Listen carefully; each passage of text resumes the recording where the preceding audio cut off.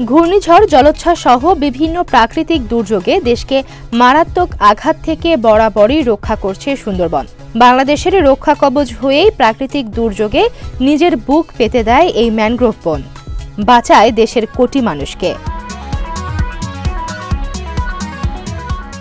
এ পর্যন্ত উপকূলে ঘূর্ণিঝড় সহ যেসব প্রাকৃতিক দুর্যোগ দেখা গেছে তার অধিকাংশই ঠেকিয়ে দিয়েছে সুন্দরবন।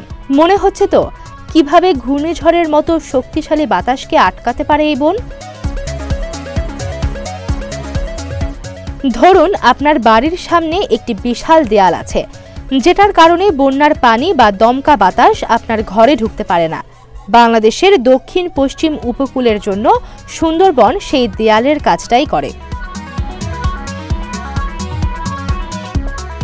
যার ফলে সুপার সাইক্লোনিক ঝড় যেমন সিডর, আইলা, রোয়ানু, বুলবুল, আমফান, মোখা, রেমালের মতো ঘূর্ণিঝড় সরাসরি আমাদের দেশে প্রবেশ করতে পারেনি। এই সকল ঘূর্ণিঝড়ের সময় সুন্দরবন প্রাকৃতিক ঢাল হিসেবে কাজ করেছে।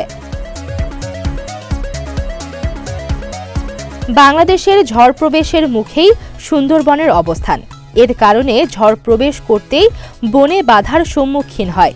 এতে বনের গাছপালা ও বন্যপ্রাণীর ক্ষতি হলেও লোকালয় দুর্যোগ থেকে রক্ষা পায়। মূলত ঘূর্ণিঝড়ের সময় বনাঞ্চলের উপর দিয়ে দুই ধরনের ধাক্কা যায়। প্রথমে ক্ষিপ্র গতির বাতাস, এরপর জলোচ্ছ্বাস। সুন্দরবনের কারণে ঘূর্ণিঝড়ের বাতাস বাধাপ্রাপ্ত হয়ে অপেক্ষাকৃত কম গতি নিয়ে লোকালয়ে পৌঁছায়।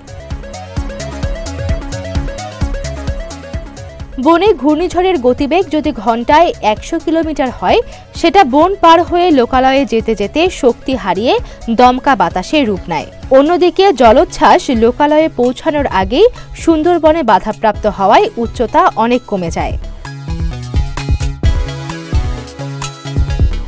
বাংলাদেশের উপকূলবর্তী অঞ্চলে অবস্থিত বিশ্বের সবচেয়ে বড় এই ম্যানগ্রোভ ফরেস্ট গঙ্গা, মেঘনা, ব্রহ্মপুত্র নদীত্রয়ের অববাহিকার বদ্বীপ এলাকায় অবস্থান করে প্রতিটি দুর্যোগে বুক পেতে দেয়।